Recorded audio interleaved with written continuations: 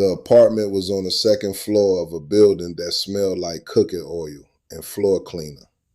A neighbor had called 911 after hearing Daniel Marsh shout something. She wasn't sure what, through the wall. That was the word she used. Shouted. Not screaming, not arguing. Just a shout. Sharp and sudden. Sometime around 9 in the evening. Then nothing. The paramedics found him on the kitchen floor. No visible signs of trauma. No blood. The apartment was orderly. Too orderly for a man who lived alone. His mail sat in a neat stack by the door. His hands were at his sides. His eyes were half open. The medical examiner would determine the cause of death within 48 hours. But the scene was already telling its own story. Daniel Marsh was 34 years old. He worked as a paralegal at a law firm downtown. He had a cat named Bishop that slept on the comforter of his bed. He called his mother every Sunday evening unless something came up, and he always texted her an apology when it did. He was the kind of man people described as good, not remarkable, not magnetic, just consistently, quietly good. His landlord remembered he paid rent 3 days early. His coworker remembered he always asked about her daughter's soccer games. Small things. The things that add up to a person when the person is gone. He had been dating Karen Whitfield for 11 months. Karen Whitfield was 31. She worked in medical billing. She had a laugh that carried across rooms, the kind of laugh that made strangers smile before they knew why. She had met Daniel at a friend's birthday party. It was a quiet dinner at a restaurant. The cake arrived 20 minutes late, and everyone drank too much wine. She had been the one to make him try the shrimp appetizer he said he was allergic to. He wasn't allergic. He just never tried it. She never let him forget that night. When she arrived at the apartment 20 minutes after the paramedics, she collapsed in the hallway. Not dramatically, not the way someone collapses when they want to be seen. This was quieter. She slid down the hallway wall. Her breathing came in short, shallow bursts. Her hands pressed flat against the floor as if she needed something solid to hold her in the world. The officers let her in. She walked to the kitchen where Daniel lay. She did not scream. She knelt beside him. She touched his face with 2 fingers, the way you touch something fragile, something you already know is broken. Then she pulled her hand back and kept it pressed against her own chest for a long time. That was the first night. Everything after that was performance. The first television interview aired 4 days later on the local NBC affiliate. Karen sat in a studio chair with a blue blazer on, her hair pulled back, her eyes swollen but composed. The anchor introduced her as the girlfriend of Daniel Marsh, whose death was being treated as suspicious by police. Karen looked into the camera. She did not look away for the first 30 seconds. That is unusual. Most people in grief interviews glance down, blink too fast, look at the anchor for cues. Karen Whitfield looked into the lens as if the lens was a person she needed to convince of something. "My name is Karen Whitfield," she said. "Daniel was the best person I have ever known. He did not deserve this. Someone did this to him, and I need the people of this city to understand that." Her voice held. Then it broke. Not all at once. In stages, like a wall developing cracks before it falls. A slight tremor on deserve, a pause before someone, and then, on this city, a single tear that she did not wipe away. The anchor leaned in. "What do you want people to know, Karen?" "That he mattered," she said. "That his life had a meaning beyond this moment. That whoever did this took something from all of us, and they need to answer for it." The interview ran 90 seconds. By the following morning, it had been shared 11,000 times. I want to stop here and say something about grief. Real grief does not perform. It hides. It resents the camera. It makes people say things they regret and wish they had never said.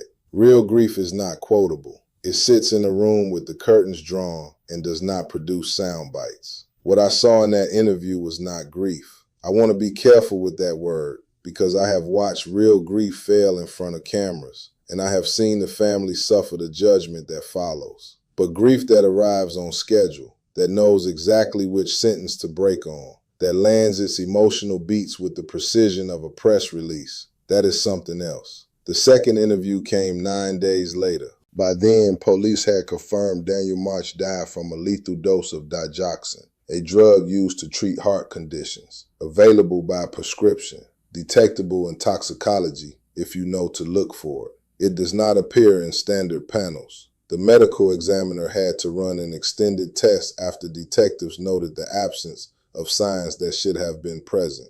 In the second interview, Karen was seated in the same studio, same blazer. Her eyes were less swollen. She answered the anchor's first question about the investigation with a sentence that did not match what she had said before. Daniel was struggling with some personal things, she said. I want people to know that he wasn't perfect. I don't want anyone to build him into something he wasn't. The anchor asked her what she meant by personal things. Karen paused. Her hand moved to her collar. He was under a lot of pressure at work. He hadn't been sleeping well. He was dealing with something he hadn't told me about. The anchor pressed. Are you saying his death might have been suicide, Karen? I'm saying I don't know, she said. I just want the police to find out what happened. That is all. The shift was subtle. The first interview demanded a perpetrator. The second interview opened a door to an alternative explanation that no one in law enforcement had suggested. Detectives watching the broadcast noted it, not because they suspected her, not yet, but because the story was changing and she was the one changing it.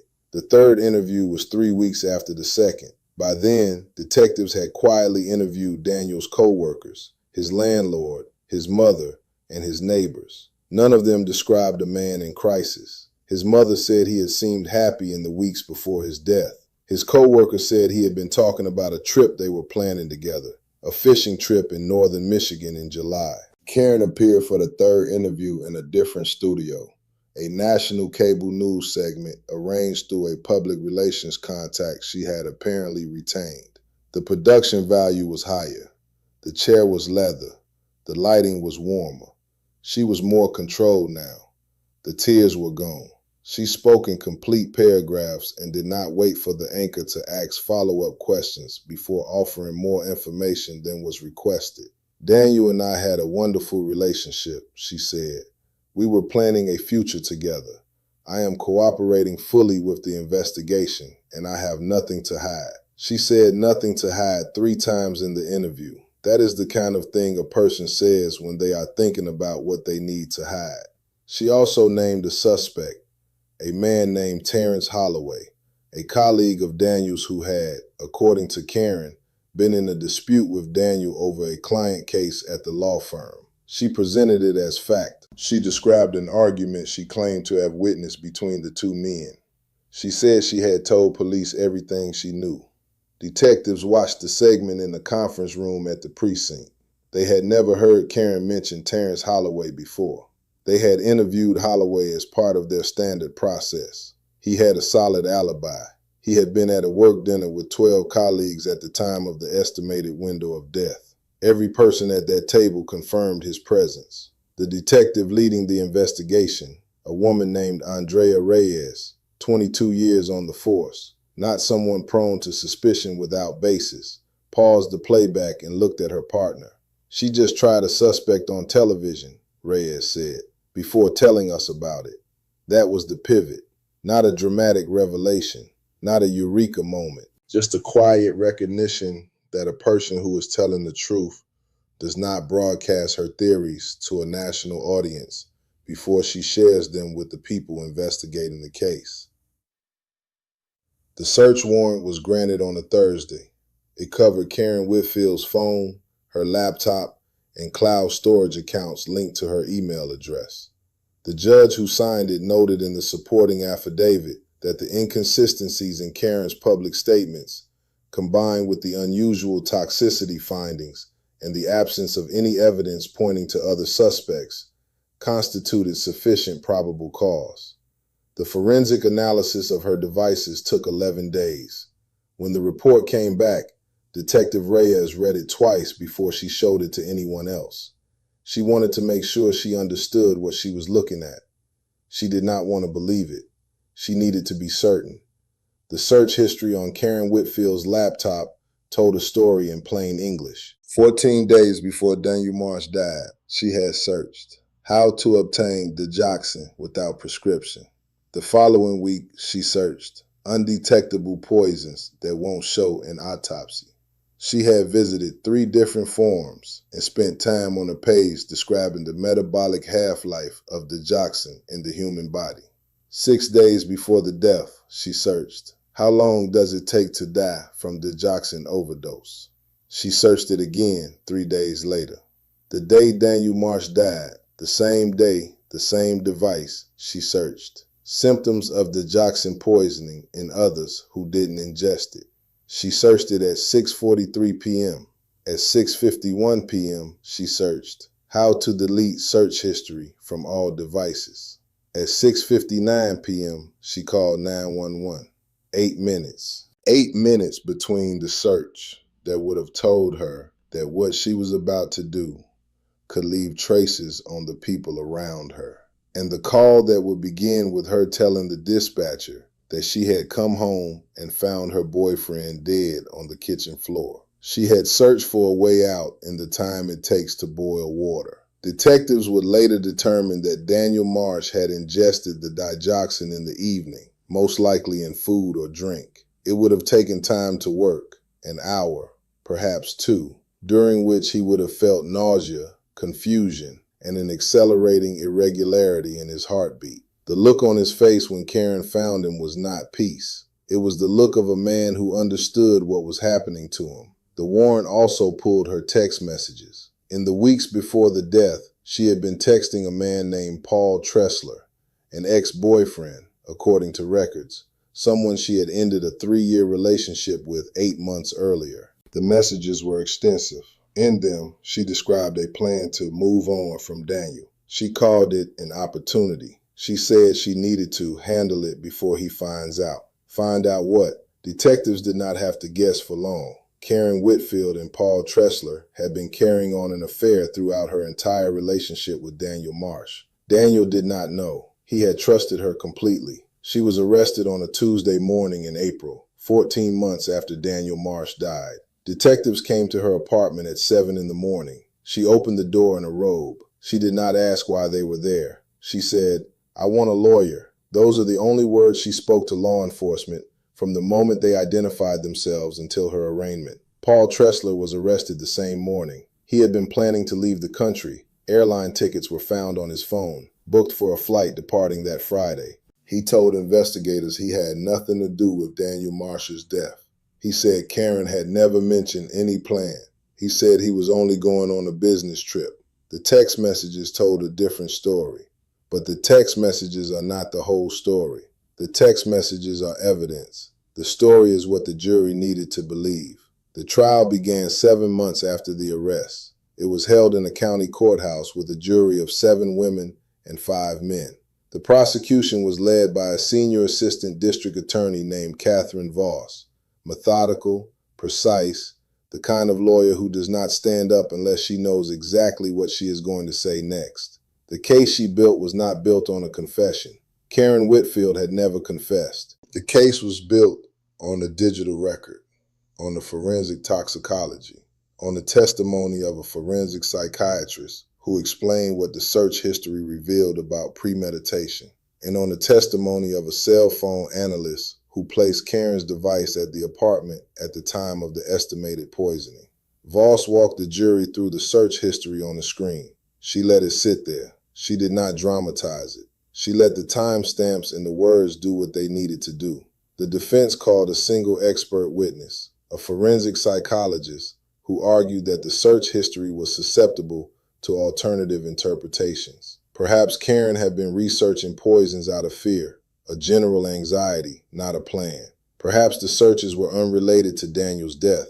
Perhaps she had searched those terms as part of her work in medical billing, dealing with insurance fraud cases. The defense attorney, in his closing argument, called it a digital ambush. He told the jury that the prosecution was asking them to convict a woman of murder based on what she had typed into a search bar. He said the absence of a confession, the absence of physical evidence linking her hands to the poisoning, and the presence of reasonable doubt should be enough. He was right about one thing. There was no physical evidence, no fingerprints on a bottle, no residue on a glass, just the search history, the text, and the timeline. The jury deliberated for 2 days. The verdict came on a Thursday afternoon. The courtroom was half full, the rest of the seats cordoned off for family members of Daniel Marsh, who had attended nearly every day of the trial. His mother had not looked at Karen once during the proceedings. She sat with her hands folded and her back straight, and she looked at the jury box. Guilty. First-degree murder. The courtroom went silent in the way courtrooms go silent.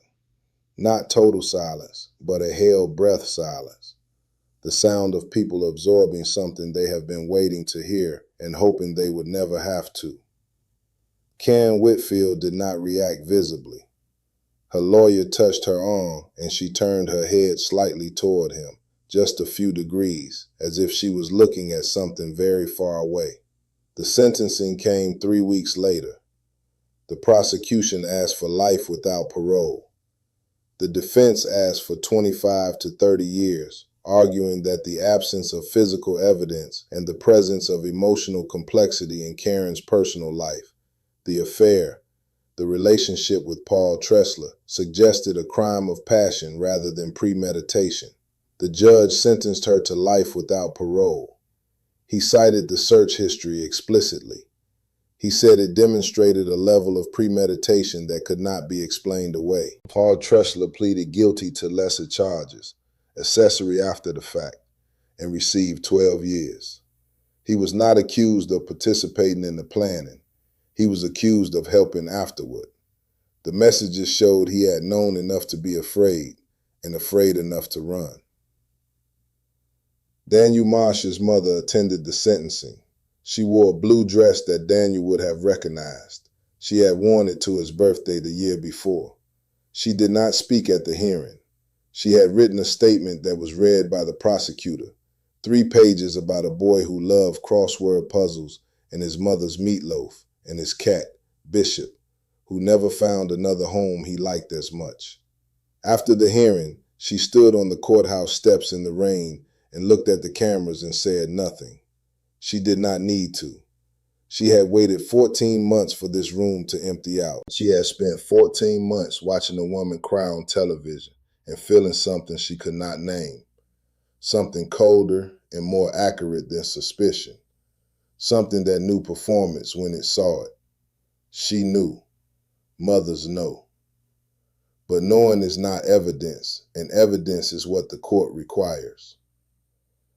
This case is not exceptional. That is the part I need you to sit with. The search history, the interviews, the naming of a false suspect, none of it is unique. What happened to Daniel Marsh happens in some form every year in cities across this country, where a person who should be a witness becomes the subject, where grief becomes a costume, where the demand for justice is a cover for something the speaker is hiding from. The internet leaves a record. That is not poetic justice. That is forensic fact. Every search, every text, every moment of digital hesitation is stored somewhere, and investigators have gotten very good at knowing where to look. Daniel Marsh died on the kitchen floor in an apartment that smelled like other people's cooking, alone in a way he never expected to be alone. Knowing in his final minutes that something was very wrong inside his body, and understanding perhaps that the person who had done this to him had left the building 8 minutes before she called for help. He deserved better than what he got. That is not a sentiment. That is a verdict on what we failed to prevent. This is Marcus Cole. I keep the record.